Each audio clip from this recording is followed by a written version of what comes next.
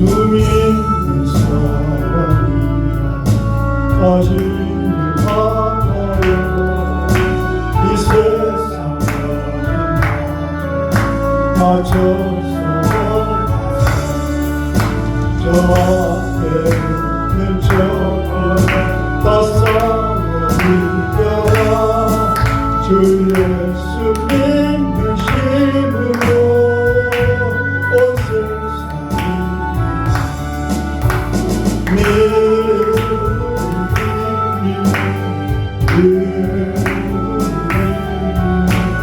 주 예수를 믿는 온 세상이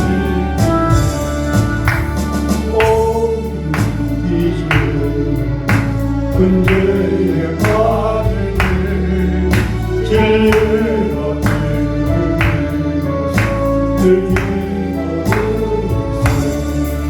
장미꽃을 피하면서 더없이 나갈 때 주 예수 믿음으로 온 세상이 주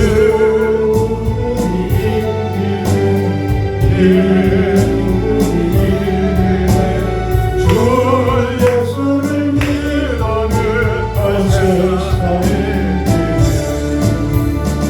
꺼지는 사랑 그녀를 메고 또 영생 얻은 것이 장애가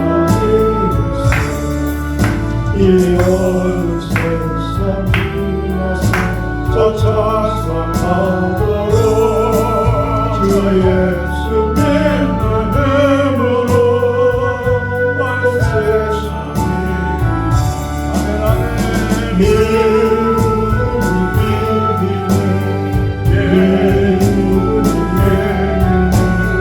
주 예수를 믿는 온 세상이 할렐루야. 반갑습니다. 맹구가 맨날 학교 가서 시험을 보면 꼴찌만 하니까 맹구 엄마가 화가 확 났어. 그래서 맹구 엄마가 맹구한테 야, 너 맨날 꼴찌 하는데 이번에도 가서 또 꼴찌 하면 이제 나 이제 네 엄마 아니야 그래. 이제 학교 갔다 와서 시험 치고 왔는데 엄마가 맹구 보러 너 어떻게 했어? 너 꼴찌했어? 그러니까 맹구가 엄마 보더니 아줌마 누구세요?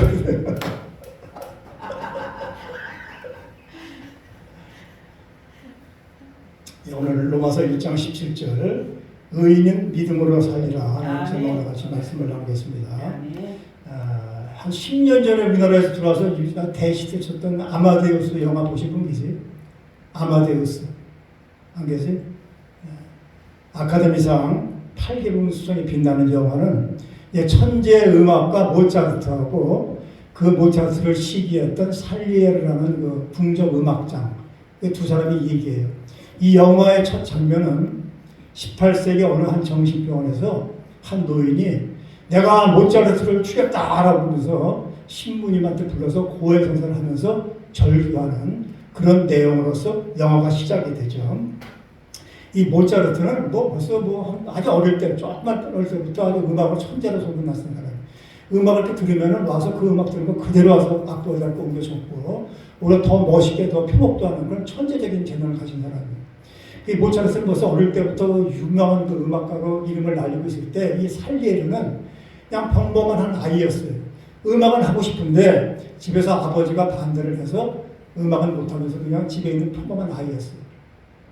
그런데 맨날 하나님한테 기도하는 거예요. 하나님, 저를 훌륭한 음악가가 되게 해주세요. 열심히 기도하니까 정말 어느 날 정말로 아버지가 갑자기 세상을 뜨게 됐어요. 그래서 아이고 잘 됐다고 그냥 비엔나로 음악에 대해서 비엔나로 올라온 거예요. 올라와서 열심히 하나님께 기도하면서 노력을 열심히 해가지고 궁정 음악가로 돼가지고 올라가서 궁정 음악장까지 올라갔어요. 그 당시 궁정 음악장은 왕하고 교황 앞에서 이 지휘를 하는 사람이에요. 엄청나게 높은 자리까지 올라갔어요. 그런데 어느 날 이 살리에르한테 인생의 최대의 위기가 다가온 거예요. 들으니까 그 천재 음악가 모차르트가 짜스 부르고 있다가 비늘로 온다는 거예요. 아유, 오늘 큰일 났어. 이 천재음악가가 오면은 내 자리가 위태롭게 된 거예요, 내 자리가.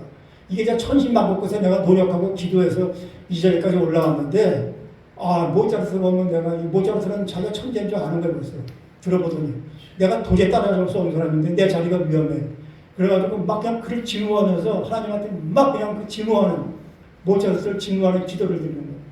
하나님, 왜 나보다 더 음악적 재능을 모차르트한테 주셨습니까? 그러면서 그냥 하나님한테 그냥 막 그냥 원망하는, 짐 끌고 막 원망하면서 그냥 모차르트 증오하는 그런 기도를 막 드리는 거예요. 질투심에 불구를 끌어오르는 거예요.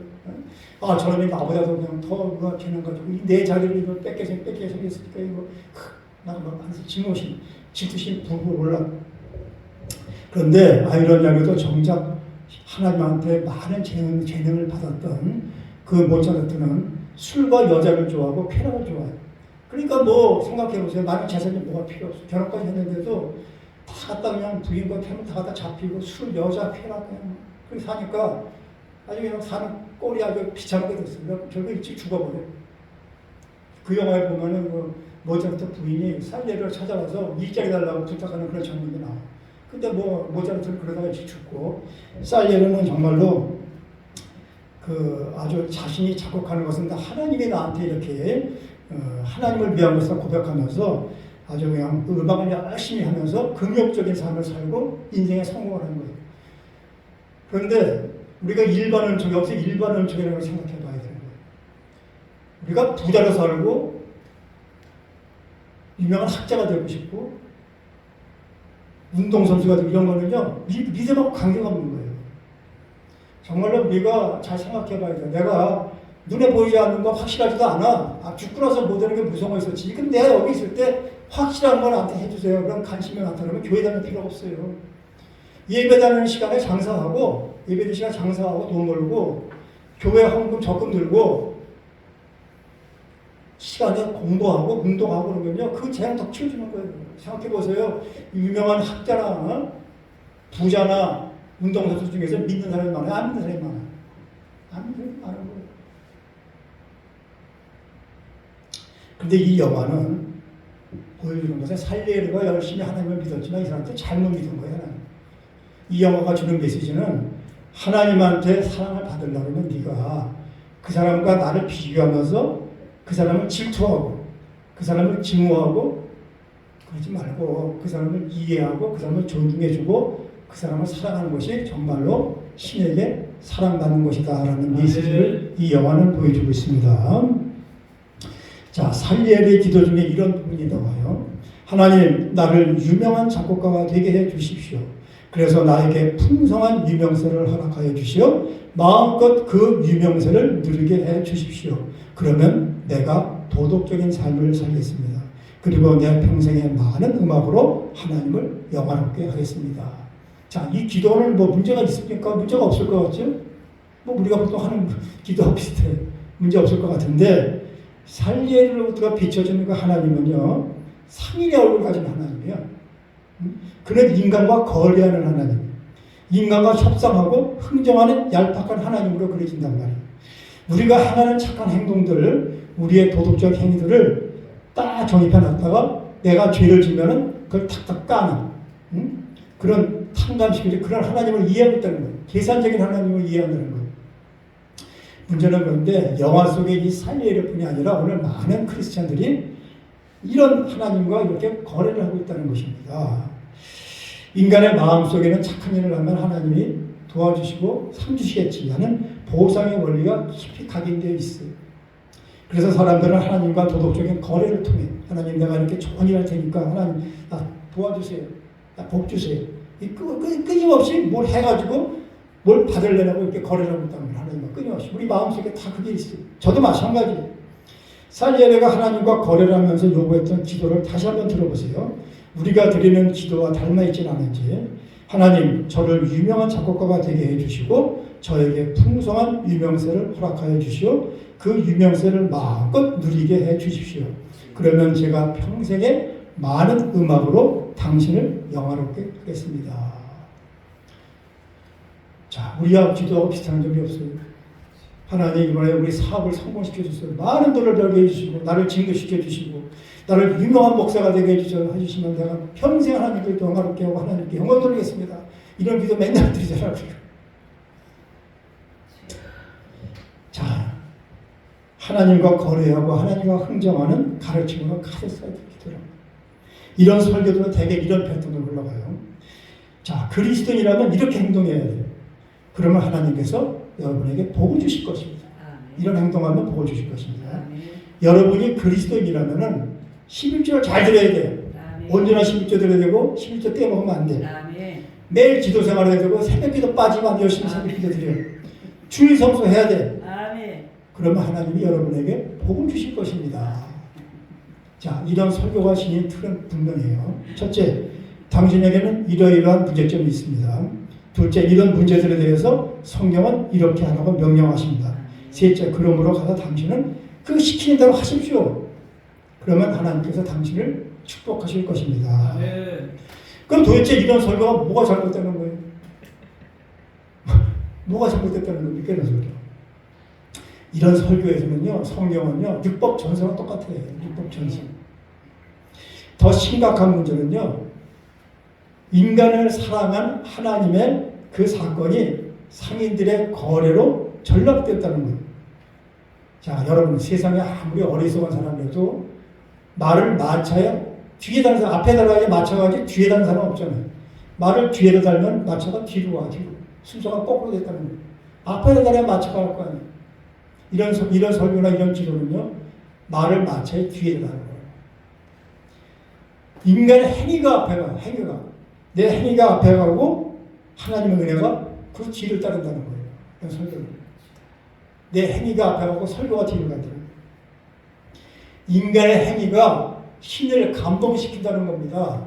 할렐루야. 이게 우상종교예요. 우상종교. 내가 뭘 해가지고 신을 감동시켜서 복받겠다. 애군을 피하겠다. 무당집 가보세요. 무당집. 더 갖다 놔. 이렇게 해가지고 신이 감동하겠어? 그렇게 그때로 해가지고 신이 노하시고 부족해. 더 갖다 놔. 절해가지고 그래요. 절해가지고. 이게 우상종교예요. 뭘 해서 신을 감동시키고 애군을 막고 복받겠다는 거예요. 그래서 우리는요, 우리 신앙의 출발점을 한번 잘 생각해봐야 돼요. 우리 신앙의, 기독교 신앙의 출발점이 어딘가 하는 걸 우리가 잘 생각하는 게 대단히 중요해요. 일반 종교는요, 우상 종교는 신앙의 출발점이 복 받는 거예요. 복을 받기 위해서 하는 거예요. 출발점, 믿는 거예요. 우리 기독교는요, 신앙의 출발점이 복 받는 게 아니에요. 복 받는 게 아니에요. 복은 하나님 찾아오실 때 복은 주셨어요. 벌써. 영적인 복 주셨다고요. 기독교 신앙은요, 출발점이 인간은요, 모두가 죄인이다. 죄인이다. 그런데 그 죄를 사함을 받아야 되고 구원받아야 되는데 내 힘으로는 안 된다는 겁니다. 내 힘으로는 안 된다는 겁니다. 스스로가 인간은 스스로를 구원할 수 없다. 이게 출발점이에요. 그런데 이 근원적인 죄의 용서는요, 내가 노력해서 되는 게 아니라는 거예요. 하나님, 내가 구원을 위해 내가 열심히 노력해서 내가 구원받는 게 아니라는 거예요. 뭐예요? 그냥 하나님의 일방적인 은총이라는 겁니다. 그냥 일방적인 은총이지 내가 열심히 노력해서 구원받고 죄산 받는 게 아니라는 거예요. 정확하게 말하면요, 우리 기독교 신앙은요, 복 받는 게 아니에요. 복 받는 것에 출발하는 게 아니라 죄로부터 구원받는 것, 즉 하나님의 은혜로부터 출발하는 것입니다. 할렐루야. 하나님의 은혜가 출발점이에요. 우리 기독교는. 우상 종교는요, 복 받는 거예요. 그래서 옛날에 우리 어머니 할머니들이 얼마나 복 받으려고 머리가 무겁고 짊어지고 산꼭대기 붉은 들이 올라가셨냐고. 아니면 장독대에서 정화수 떨고 비나이다 우리 아들 우리 손주 잘 되게 해주십시오. 태양 보고 빌고 선왕당 가서 빌고 필요없이 비는 거. 그게 뭐예요? 뭘 해서 신을 감동시키는. 자, 신에 대한 출발점이 달라요. 일반 종교는요, 신을 위해서 우리가 뭘 해야 되는 거예요. 내가 저 신을 위해서 뭘 열심히 해야 되는 거예요. 그게 출발이에요. 그래서 지성이면 감천이에요. 내가 열심히 지성을 드리면요, 신이 감동을 해가지고 나한테 복을 준다는 거예요. 그게 출발점이에요. 불교도 그렇고 다 그래요. 모든 좀 우상 종교 다 그래요. 열심히 108번, 3000배, 3000배를 하고 가정에서 마찬가지예요. 3000배를 하고 108번 하고 산꼭대기, 저는 산꼭대기 마을사, 여기 도봉산에 마을사 있고, 여기 가라산 올라가면 연주함 있잖아요. 그 꼭대기를 막 그냥 불공들과 과일하고 쌀 집어 올라가신 거예요, 옛날에. 산꼭대기까지. 우리 그냥 올라가도 힘들어요. 그래서 그냥 뭐야? 지성을 드리면 감천이에요. 힘을 감동시키는 거예요, 감동. 그럼 내 지성을 봐서라도, 신이 우리한테 복을 주실 거다. 우리는 지성이만 감천이 아니에요. 그래서 지성 드리는 게 아니라는 거예요. 기독교는요, 하나님이 우리를 위해서 무슨 일을 하셨는지 여기서 출발한다는 거예요. 할렐루야. 하나님이 우리를 위해서 뭘 하셨느냐. 출발해요. 그래서 인간의 정성이나 행위가 먼저 아니에요. 내가 행위를 뭘 했고 내가 정성을 치성을 모르는 문제가 아니라 하나님의 은혜가 먼저라는 거예요. 예수님 당시에 종교 행위를 열심히 제일 많이 실천한 사람이 누구예요? 그 바리새인들이 많아요. 종교 행위를 제일 열심히 한 게 바리새인이에요. 그런데 예수님이 제일 미워했던 게 바리새인. 바리새인이 예수님의 최대 정적이에요, 정적. 근데 저는 옛날에 청년 때 궁금한 게 많았어요. 도대체 예수님은 왜 바리새인을 그렇게 미워하셨냐? 바리새인 잘못된 게 뭐가 있어요? 율법 철저히 지키고 종교 열심히 하고 뭐가 있어? 흉악범도 많잖아, 도둑놈도 사기꾼도 많고. 근데 예수님은 왜 그렇게 모진 말씀을 많이 하셨느냐? 바리새인한테 5만 험반지를 다 하셨어요. 화있을 진짜 7번 하셨어요. 7번. 화있을 진짜 뭐예요? 지옥 가서 하고 소리 지르는 게 화. 이게 7번. 독사의 새끼야, 독사의 새끼. 너도 천국 먹고, 너도 지옥 천국 먹고, 너 때문에 다른 사람들 굉장히 아주 험한 말씀 말이면 저는 그거 이해가 안 갔어요. 왜 예수님은 그렇게 저 사람들을 그렇게 험한 말씀을 예수님의 사랑이 하는 걸 하셨는지 저는 의문이 많았다는 거예요. 그런데 제가 신학 공부하면서 깨우쳤어요. 하나님이 제일 미워하시는 건 뭐냐면요.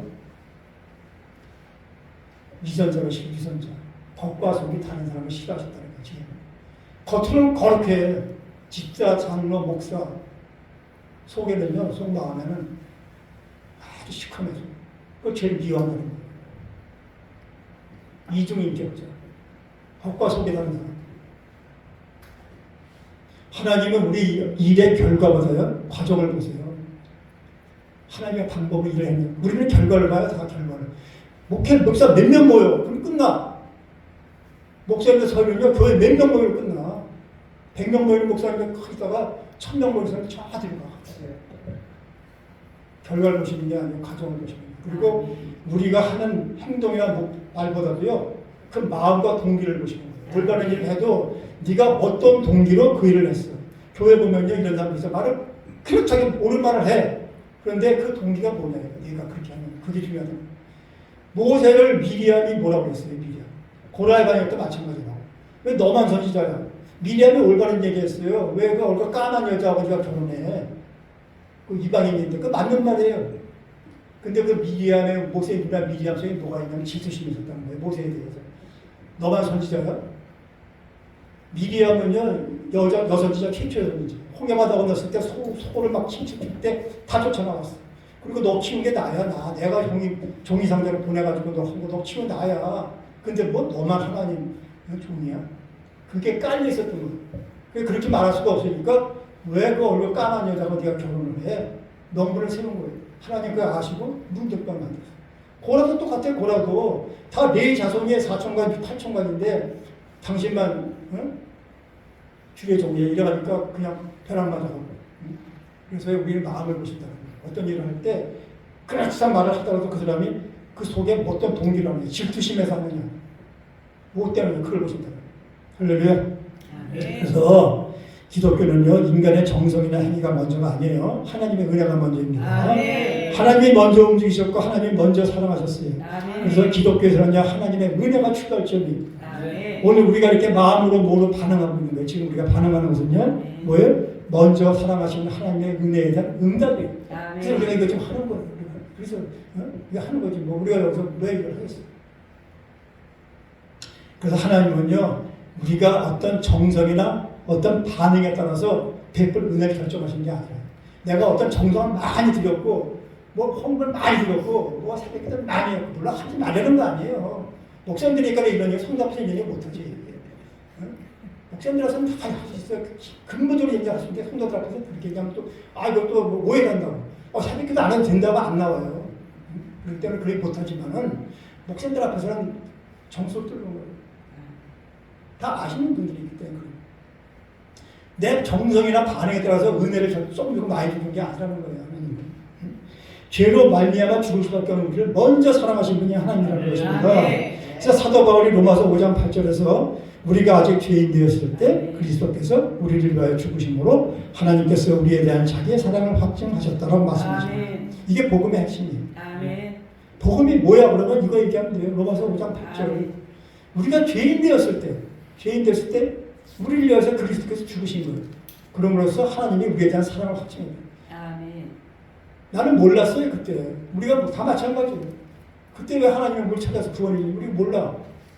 그때 나쁜 짓만 하고 다니고 죄인이었어요. 그게 복음이라는 거예요. 그래서 성경은 복음이 인간의 행위에서 시작되는 것이 아니라 하나님의 은혜로부터 출발한다고 계속 얘기하는 게 성경이에요. 그래서 사도 바울도 바울 서신, 신약 성경에 뭐 대부분 썼잖아요.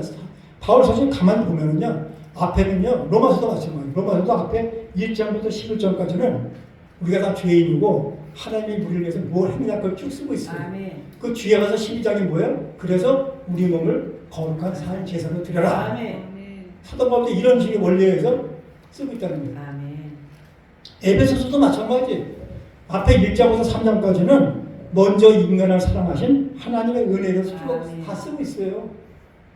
구원에 대해서. 그리고 뒤에 4장부터 6장까지는 그래서 이제 우리는 어떻게 살아야 되느냐. 술 많이 먹으면 방탕한 삶이고 부인과 남편은 어떻게 살아야 되고 그런 걸 얘기하고 있는 거예요. 순서가 그렇게 되어 있다는 것입니다. 그래서 에베소서는 어떻게 해라. 그래서 명령문 되어 있고 로마서는요 서술문 되어 있다는 거예요. 서술문. 앞에는 하나님의 은혜, 뒤에는 그러니까 이렇게 해라 하고 명령문 되어 있다는 거예요. 그래요. 우리 신앙은 먼저 사랑하시는 하나님의 은혜에 대한 응답입니다. 너무 우리가 감사하고 하나님을 참 너무 감사한 거예요. 나 같은 것은.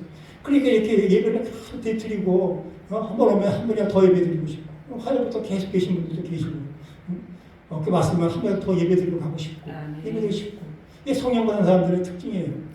성령 안 받으면 어떻게 합니까? 한 번 듣기도 힘들어요. 주일날 성경 예배 한 번 듣기도 힘든데 어떻게 계속 예배를 계속 드리냐고. 드리고 싶으니까. 근데 성령이 이렇게 하신다는 거예요. 그래서 우리 사람의 행위에 따라 신을 감동시키는 게 아니라는 것입니다.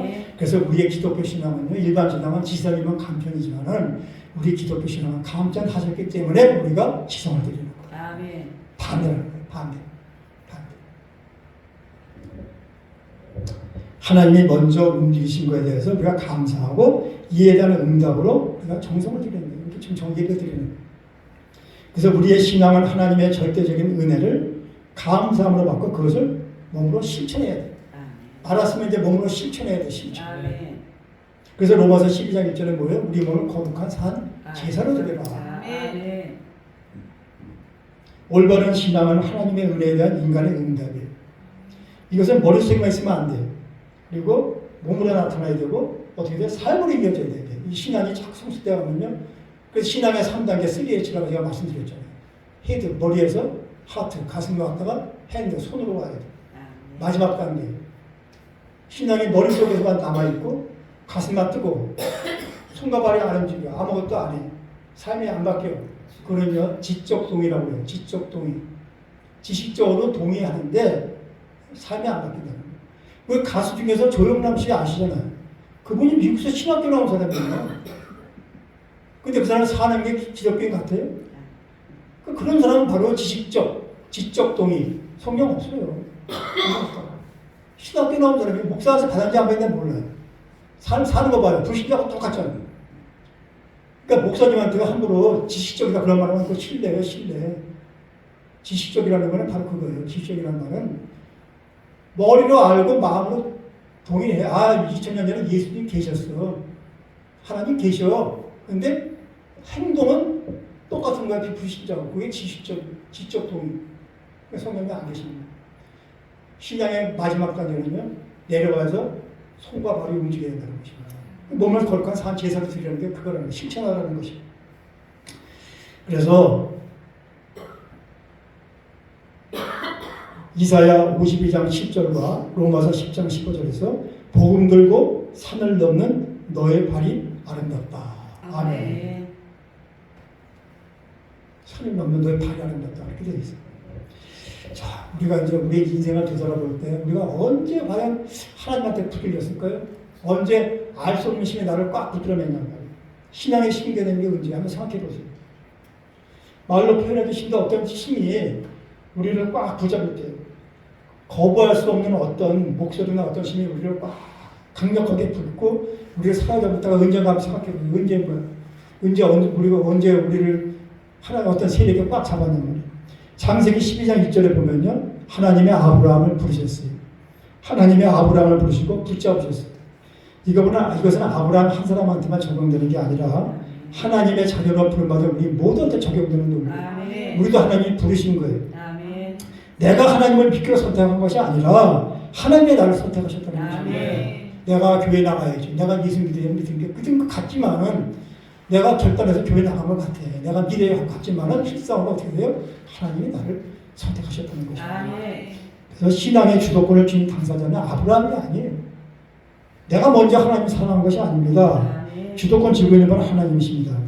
여호와께서 아브라함에게 이르시되 너는 너의 본토 친척 아비 집을 떠나 내가 네게 지시한 땅으로 가라. 그 얘기는 본토 친척 아비라는 것은요. 내가 익숙한 곳, 나를 보호해 주는 곳, 나의 안전을 보장해 주는 이런 곳을 떠나라고 그랬어요. 떠나서 그냥 가라는. 그 다음에 그 살던 곳은 메소포타미아 지역은 세계에서 최초로 문명이 발달하는 곳이었다는 거예요. 지금 따지면 미국 같은 곳이에요.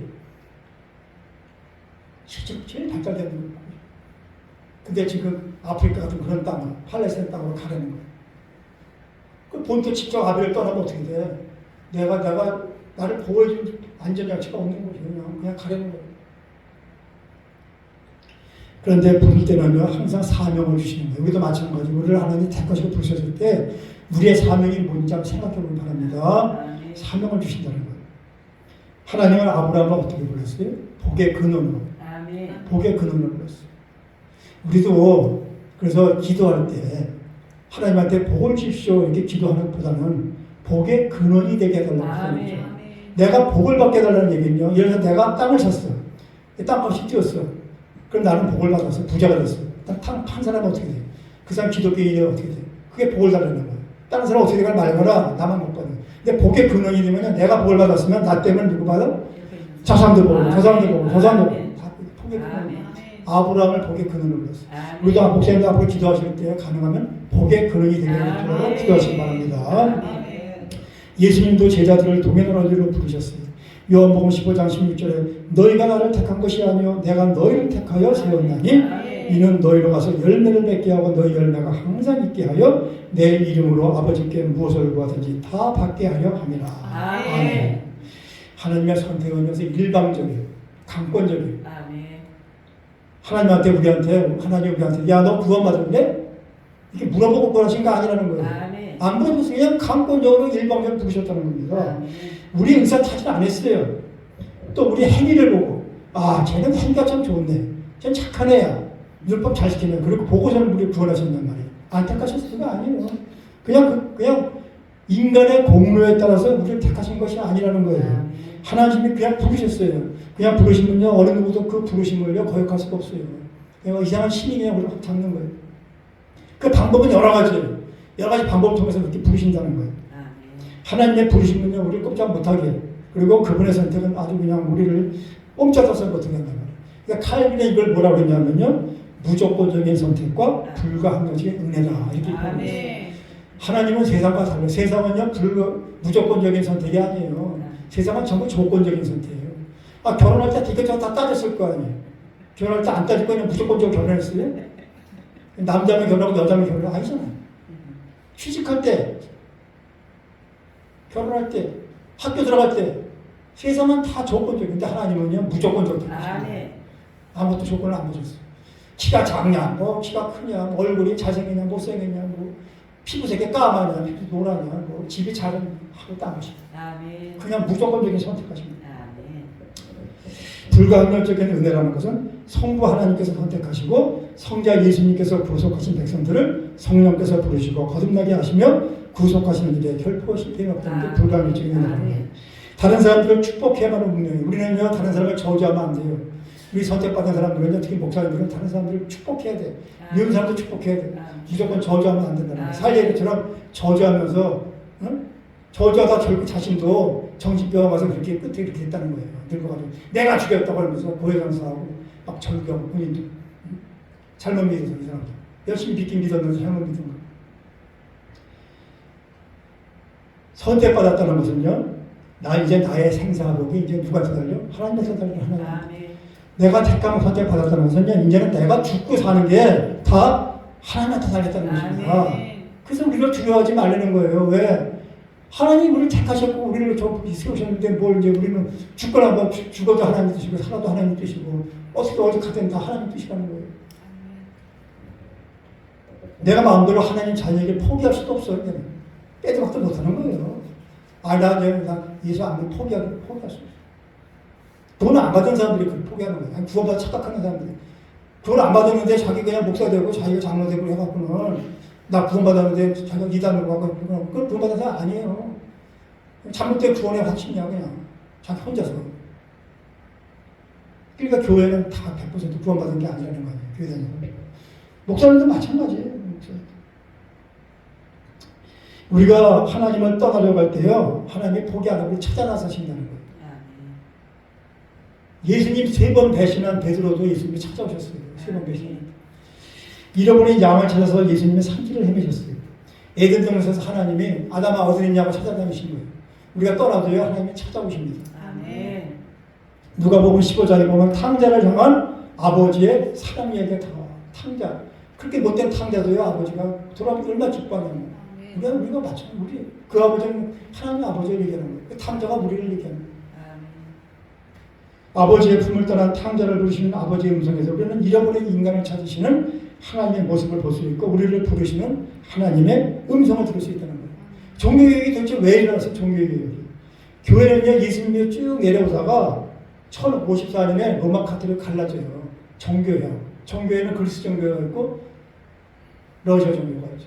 그게 1054년에 갈라진다는 거예요. 왜 갈라지냐면 그게 로마 제국이 동로마 제국, 서로마 제국을 갈라진 것 때문에 이렇게 갈라진다는 거예요. 서로마 제국은요, 5세기에 망해버려요. 게르만족이 멸망하는 거예요.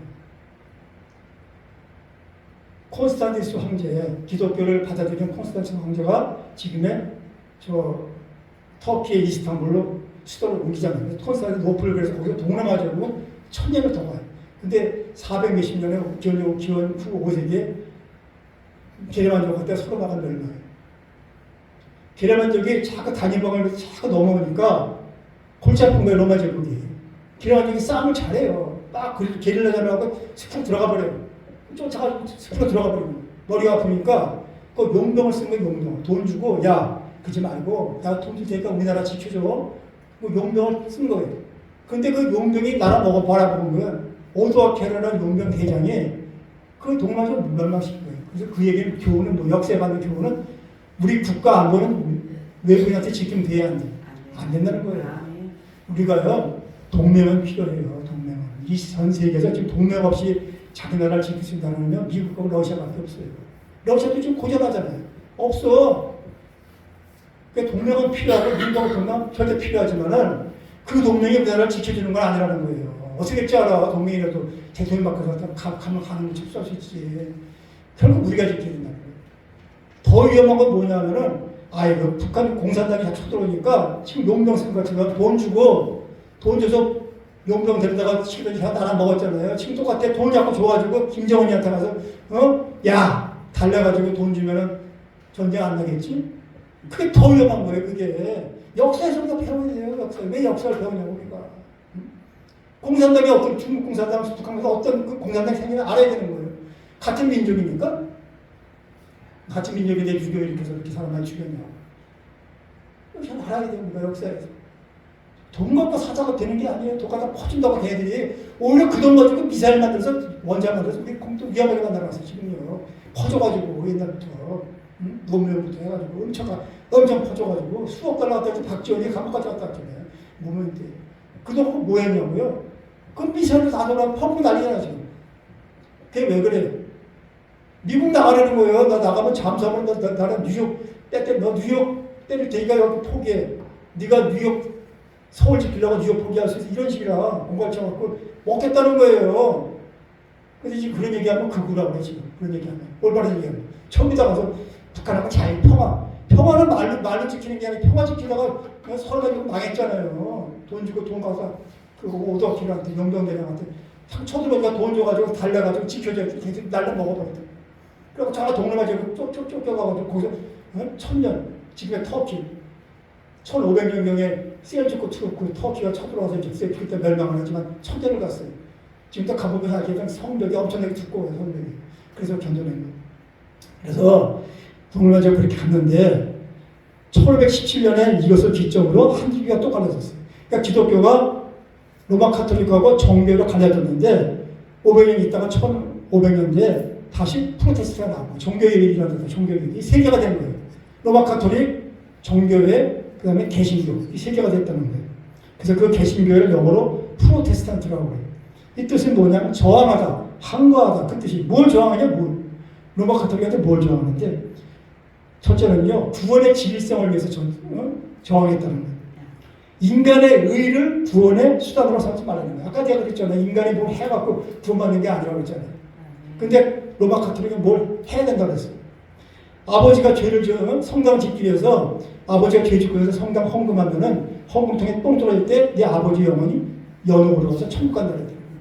그래가지고 지금 따지면 나 옛날 청년 때 맨날 가면 성경 건축 헌금하면은 복 받는다. 비슷한 거예요. 그게 그거나 지금이나.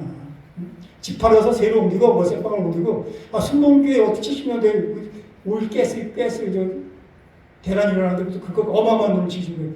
그 다음에 지금 불광동에 산꼭대기 집들 전부 다 그냥 부자들이 한 게 아니야. 헌금을 전세를 월세방으로 옮기고 사수로 옮기고 해봐 다 헌금한 거예요. 대단한 거예요. 그래서 그걸 큰 정을 친 거라고. 그러니까 베드로 성당을 지을 때 돈 없으니까 그렇게 해가지고 헌금 보상을 면제를 받았잖아요. 돈 내면 죄를 사한다는 거예요. 내가 돈 내면. 그럼 가난한 사람은 어떻게 돼요? 부자는 되면 가난한 사람은 안 되면. 인간의 의를 구원의 수단을 하지 말라는 거예요. 아버지가 죄를 짓고 죽었는데 내가 그를 위해서 속죄 표시로 면죄부를 사면은 아버지의 구원을 이루어진다. 이런 거예요. 그래서 인간의 의를 구원의 수단으로 삼았어요. 그 다음에는 어떻게 했어요? 이 기독교를요, 불교처럼 고행의 종교를 만들지 말라는 거예요. 그래서 종교가 일어났어요. 첫째는 구원의 진리성, 둘째는 고행의 종교.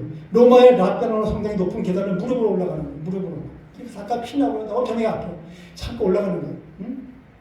만약에 피나는 고통을 통해 가지고 나의 고행의 의가 공로가 되어서 속죄가 기쁨을 느낀다 그러면요 예수 그리스도의 십자가가 필요 없다는 겁니다. 할렐루야. 예수 그리스도 십자가 뭐가 필요해요? 내가 계단 올라가고 내가 고행해가지고 불교처럼 고통 겪고 고행을 해서 내가 구원의 의를 얻는다면 예수 그리스도 십자가가 필요가 없는 거죠. 사람이 뭔 선한 행동을 해가지고 그 공로를 인정받아서 인간의 의가 구원을 이룬다면 십자가의 강도 그걸 어떻게 해요? 십자가의 강도 뭐 했어요? 십자가의 강도가 하긴 뭐가 있냐고. 십자가의 강도가 십자가의 강도는요 하나님을 위해서 한 게 아무것도 없어요. 할 시간도 없어. 죽어가고 있어요 지금. 응? 십자가에서요 죽어가고 있다고요. 그거 한 게 뭐 있어요? 예수님하고 대화를 두세 마디 한 것밖에 아무것도 없어. 근데 그 사람이 구원받았어요. 그 사람이 그걸 어떻게 설명하냐고. 그 십자가의 강도는 어떻게 구원받아? 그런데 주님은 그 사람한테 구원의 약속을 해줬다는 거예요. 아무것도 안 먹는 사람, 죽어가는 강도를. 그러면 그를 구원한 의가 뭐예요? 그는 흉악범인데 이게 바로 기독교의 핵심 진리예요. 어떤 누구도 내 공로가 아닌 하나님의 의로 구원을 받는 것입니다. 할렐루야. 그러면 왜 하나님께서 우리가 구원을 받은 만한 공로가 있어서 그 공로를 의로 여겨서 우리를 선택해 주시지 않고 그냥 선물을 거저 준다는 거예요. 이게 하나님의 주권이에요. 하나님 아니라는 얘기예요. 그러니까 그냥 뭐 어떤 사람 까맣게 만들고 만들어서 도자기 빛에서 떼든지 말든지 하나님 주권이 왜 나를 보내셨을까? 나보다 훌륭한 사람 더 많은데 더 착한 사람 더 많았는데 나 술만 신나게 퍼먹고 있었는데 그때 확실히 나보다 훌륭한 사람 많아. 근데 나를 보내 하나님 주권이에요. 그냥 감사해서 지금 이렇게 하고 있는 거예요. 아멘. 우리 찬송가에 보면 하나님의 은혜로 쓸데없는 자 왜 구속하였는지 난 알 수 없도다. 이 찬송가 가사가 그 얘기예요. 쓸데없는 자를 왜 구속하였는지 하나님은 난 알 수 없도다. 이 가사가 명언이에요. 우리는 하나님의 절대적인 선택권 안에서 내가 들어있다는 기쁨을 가지고 그 기쁨 속에 하나님께 감사하는 거예요. 하나님의 선물이 은혜가 이 조그만 나 인간의 행위 때문에 주어진다면 예수님이 십자가에 매달릴 필요가 없다는 것입니다. 그래서 종교개혁이 일어난 거예요. 종교개혁이. 카톨릭이 그렇게 가니까 그런 지금 면접을 팔고 어떤 고통을 통해서 부모한다고 그렇게 가르치니까 종교개혁이 일어난 거예요. 카톨릭 지금도 싫다는 거예요. 카톨릭이. 고해전사 하지 말라는 거예요. 고해전사 신부님한테. 목사한테 고해전사 하면 안 돼. 왜 하나님한테 많은데 하나님한테 취업하는 거지. 왜 목사한테 신부한테 신부 술만 먹고 취하고 그 사람 다 있는데 그냥 뭘 믿고 그 사람이 고해전사를 하냐. 그게 만인지사죠. 만인지사죠. 성직자가 중간에서 중재 역할을 할 필요가 없어요. 목사는 성직자가 아니에요. 제사장도 아니고 영적 리더예요. 리더. 성경 선생님이지. 어떤 사람은 성직자라고 하는데 성직자 아니 카톨릭이 성직자고 목사가 무슨 성직자냐고요. 개신교 개념을 제대로 알아요.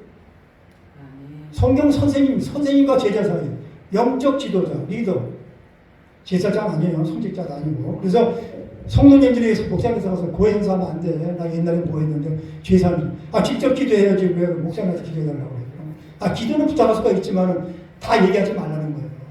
어떤 목사님 입사하면 그것도 딴 얘기를 할 수도 있어.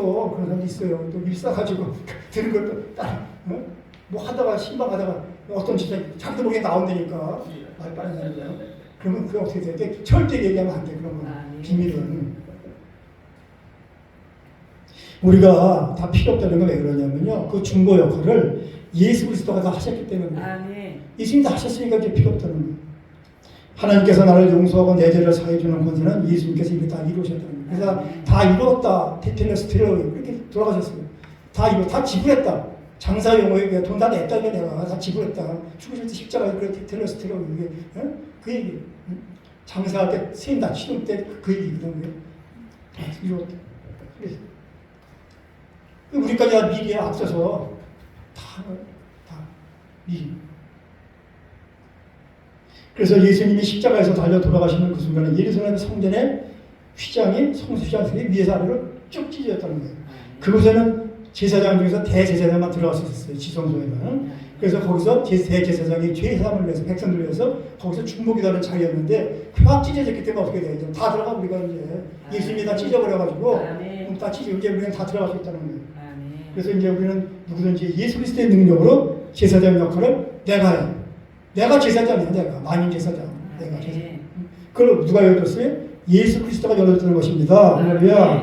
그래서 우리는 내가 지은 죄는 하나님과 직접 만나서 얘기하라는 거예요. 내가 직접 중간에 우리 기독교 계시면 중간에 뭐 없어요. 중재자 없어요. 예수님 외에는 없어요. 저 위에서는요 예수님이 우리 위해서 중보하고 이 땅에서는요 성령님이 또 우리 위해서 중보하고 있어요. 두 분 보혜사 두 분 아니에요. 예수님 승천하면서 또 다른 보혜사가 온다. 보혜사 성령님이 우리 옆에서 파라클레이토스 우리 옆에서 우리를 도와주시고 우리를 변해주시고 하늘나라에 누가요? 예수님. 할렐루야. 우리가 이런 사람들이에요. 대단한 사람들이면 성령님과 예수님이 하늘과 땅에서 우리를 위해서 기도해 주시고 계시다는 거예요. 그래서 우리는 내가 지은 죄는 하나님과 직접 만나서 이야기하고 회개를 통해서 사함받는 것이지 누구에게 고백을 해서 이것을 가지고 용서받는 제도가 아니라는 것입니다. 그래서 시브리서 4장 16절에 그러므로 우리가 긍휼하심을 받고 때를 따라 돕는 은혜를 얻기 위하여 은혜의 보좌 앞에 담대히 나갈 것이다. 아멘. 누구도 거치지 않고 이제 내가 지성소에 들어가서 홀로 하나님과 직접 교통하고 내 문제를 하나님과 직접 해결하는 것 이런 은혜를 예수님이 십자가에서 우리한테 부여한 것입니다. 이게 바로 만인 대제사장입니다. 만인 대제사장. 다 전부 다 제사장이라는 거예요. 대제사장만 하던 일을 내가 직접 할 수 있는 것이 우리 개신교 신학이에요. 우리 개신교는 이제요 필요 없어요. 내가 직접 한다는 게. 그래서 개신교는 목사님에게 고해 성사할 필요가 없어요. 자, 사랑하는 동역자 여러분, 우리가 하나님을 선택한 것이 아니라 하나님께서 거부할 수 없는 은총으로 증명하여 우리를 부르셨습니다. 아멘. 이 세상에 어떤 세력도 끊을 수 없는 관계인 하나님의 자녀로 우리를 부르셨다는 것입니다. 아멘. 그냥 자녀로만 삼은 게 아니라 하나님이 주신 복을 온 세상께 하나님 나누라고 복의 근원으로 우리를 복의 근원으로 부르니까 우리가 복의 근원이니까 뭐 우리 때문에 다른 사람 다 복 받아야 돼. 우리 때문에 다 예수 믿고 다 복 받아야 돼. 우리는 복의 근원이에요. 우리가. 복의 근원. 나만 복 받는 게 아니에요. 나 때문에 다 복 받고 또 다른 사람이 또 목사님 통해서 또 다른 사람 복 받고 복 받고 복 받고. 여러분 다 복의 근원이에요. 사람들은 칭찬할 때 그의 행위를 보고 칭찬해요. 행동을 보고 칭찬하죠. 누구를 훌륭하다고 하고 칭찬하면 그 사람한테 감동할 만한 행위가 있기 때문에 칭찬하는 거예요. 그러나 우리의 믿음은 내 수고나 내 행위에서 난 것이 아니에요. 우리가 모든 사람한테 칭찬받으면 우리가 훌륭한 사람이 아니에요. 훌륭한 사람 아니에요. 우리가 좋은 사람한테 칭찬하면 나쁜 사람한테 욕먹어야 돼요. 우리가 그리스도인으로 살면요 나쁜 놈들이 우리 욕하게 돼 있어요. 우리가 밖에 나가서 욕 안 먹으면 우리는 제대로 크리스찬이 아니라는 거예요. 아 나는 다 칭찬받아. 그러면 그 사람은 제대로 크리스찬 행동 안 하는 거예요. 야합하는 사람이라고. 제대로 말씀대로 살면요 누가 분명히 누군가가 어디서 그래 장사를 하든 직장을 하든 누군가 날 막 무지하게 욕하고 날 배척한다. 그래서 성경에 써있잖아요. 고난받는다고. 모든 사람이 다 욕하면 안 되는 거예요. 그 사람은 훌륭한 사람 아니에요. 착한 사람한테 칭찬받고 나쁜 사람한테 욕먹어야 돼요. 그게 진짜로 훌륭한 사람이에요. 우리의 믿음이나 수고는 내 행위에서 난 게 아니에요. 우리의 믿음은 전적으로 하나님이 주신 그리스도의 의에 근거한 거예요. 놀라운 사실은 근데 우리가 바른 행위로 깨끗한 삶을 살지 못했는데도 우리를 의롭다고 그래. 아 이상해요. 정말로 저도 이상한 거예요. 아 깨끗하게 못 살았어. 근데 나를 의롭다고 그래. 응? 그 인정하는 분이 있어요. 그분이 누구예요? 바로 여러분과 나의 주인 되신 하나님이라는 거예요. 할렐루야. 그래도 우리를 깨끗하게 안 살았어. 그래도 의롭다고 인정해 주신다는 거예요. 왜? 예수님을 통해서. 그래서 우리의 믿음은 자신의 선행이나 깨달음으로 구원받는 게 아닌 거예요. 내가 깨닫고 내가 뭘 하고 행위를 하고 그래서 어떠는 게 아니에요. 구원은요 하나님의 의가 기준이에요. 하나님의 의가. 전혀 하나님의 의에 기준 될 수도 없는 우리가 솔직히 얘기해서 뭐 다른 목사님들은 모르겠지만 나는 그래. 내가 모르지. 뭐 옛날에 모르니까 당합을 할 수는 없어. 근데 나는 그렇다는 거예요. 구원의 의에 기준이 없는 내가 구원 받았다는 거예요. 그럼 왜? 하나님의 의의 기준이신 예수 그리스도를 우리한테 보내주셨다는 겁니다. 예수님 영접하면 돼요. 내가 영접하기만 하면요 나는 하나님의 의의 기준에 선다는 거예요. 왜? 내가 예수님 영접하면요 성령이 오시기 때문에 성령이 이렇게 끌고 가신다는 거예요. 이렇게 끌고 가시는 거예요. 자꾸 시간이 좀 걸리지 근데 금방 바뀌지 않지. 그래서 끌고 가신다는 거예요. 그래서 영접만 하면요 천국도 갈 수 있다는 거예요. 천국 갈 수 있다는 겁니다. 그래서 우리 사랑하는 동일절 마지막으로 히브리서 11장 8절에 믿음으로 아브라함은 부르심을 받았을 때 순종하여 장래 기업으로 받은 땅에 나갈새 갈 바를 알지 못하고 나갔으니 아멘. 자 아브라함은요 나이 75세에 자식도 없었어요. 75세라고 하는데 그 희망도 없어. 그냥 아버지하고 가서 우상 팔아가지고 그거 먹고 사는 거예요. 응? 그런데 어제 믿음으로 나갔다는 거예요. 우리는 아브라함이 믿음이 조상이니까 믿음이 굉장히 좋은 사람이라고 생각을 하지만요. 아브라함은 믿음이 엄청나게 나쁜 사람이라고 해요. 믿음의 조상은 왜 믿음의 조상인가? 믿음이 좋아서 조상이 아니라 믿음이라는 걸 설명하는 게 아브라함 성산되는 거예요. 믿음 없는 아브라함을 하나님 부르셔가지고 어떻게 만들어 나갔는지. 아브라함이 마누라 2번 팔아먹었어요. 사람을요. 동생이라고 그러고 그냥 부자 된 사람이에요. 그거 보세요. 한 것도 아무것도 없어. 근데 하나님이 나타나 다 해줬어 그냥. 나 같으면 내 마누라다 다 필요 없어 그거. 저도 마누라야. 그래야지. 그리고 나중에 할 말 없으니까 나중에는 이복 동생. 그래놓고 부자 돼갖고 나중에 공청으로 살잖아. 공청으로. 꼼짝도 못해 사라한테. 사라 죽을 때 별거에서 별거 성경 잘 보시면 별거에서 사라 죽을 때 아브라함이 어디서 와요? 같이 저 먼 곳 서울서 수원 거리 또 온다니까 같이 안 살았더니 이삭 사건 나고 나서 성질 나가 이삭만 데리고 사는 거예요. 사람 쫓아내고 이게 자식 잡아먹을 놈이다. 100살에 낳는 애가 90에 사라가 90에 낳는 귀한 아들인데 갑자기 하나님을 들어가서 잡는다가 아버지는 자식을 죽일 수가 있어요. 엄마는 절대 못 죽여요. 엄마는 자기 낳기 때문에 절대 못 잡는다고. 아버지는 잡을 수 있어요. 저 사극 보세요. 사극 터키 끄는 보면 왕자가 되면 황태자 19명 다 죽이잖아. 그냥 자기 아들들 다 죽여요. 황태자 하나 딱 놓고 그 형제살인법에 의해서 오스만 터키 그 영화 보세요. 텔레비전 하잖아. 세계 위대한 세계인가. 사극 보면은 그냥 사정씩 죽여요. 자기 키웠던 그 귀한 19명을 다 죽이더라고. 그러니까 관에다 싣고 다 나가더라고. 딱 하나만 남기는 거예요. 그러니까 아버지를 죽일 수 있어요. 근데 그래서 아브라함이 데리고 나갈 때 사람 상의는 안 한 거예요. 상의했다가 데리고 허락 나겠어요, 그게? 몰래 데리고 나가서 이삭이 와서 얘기했겠지, 엄마한테. 이삭이 마마 보이니까. 응? 이게 성경이 없는 건데 성경을 잘 읽으면 그게 나온다는 거예요. 아, 네. 엄마 나 죽을 뻔했어요, 이번에 아버지가 나 데리고 가서. 근데요, 아브라함의 믿음이 좋을 것 같죠? 이삭의 믿음이 좋은 거예요. 왜냐하면 물론 아브라함이 자기 자식을 하나님 그렇게 나가서 대단한 거지만, 그때 이삭의 나이가 15세, 16세예요. 하갈의 아들 이스마엘 쫓아낸 그 나이야. 그 나이 똑같은 나이 됐을 때 사막으로 출렁하는 그 나이에, 그러면 15세, 16세면 아버지는 몇 살이에요?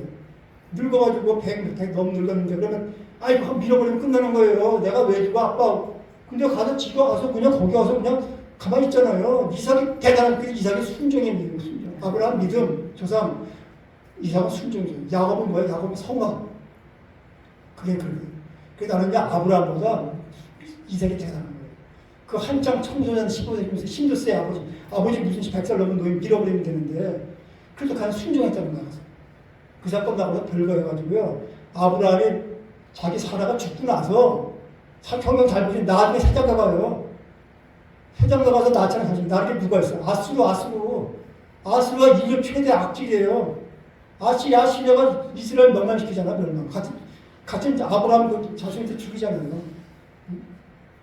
그 살아있을 때는 제가 장가 못 가고, 죽으니까 가서 장가가 들어가고, 성경 보니까 장례 치면서 막베라 동물 사가지고 장례 치르고, 그 다음에 가서 또 장가 가가지고 애 낳는데, 그게 보니까 여럿 낳는데 그 중에 아수르가 있더라니까.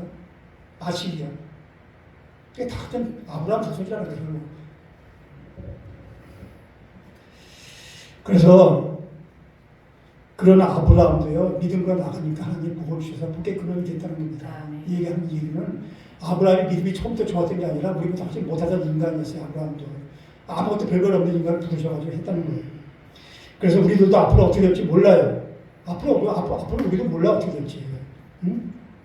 그러나 주님은 젖과꿀이 흐르는 가나안 기업을 우리한테 예배해 놓으신 줄 믿습니다. 네. 우리가 거의 가도로 내심으로 가는 게 아니라 하나님이 어떻게 돼요? 우리를 이끌어 주신다는 거예요.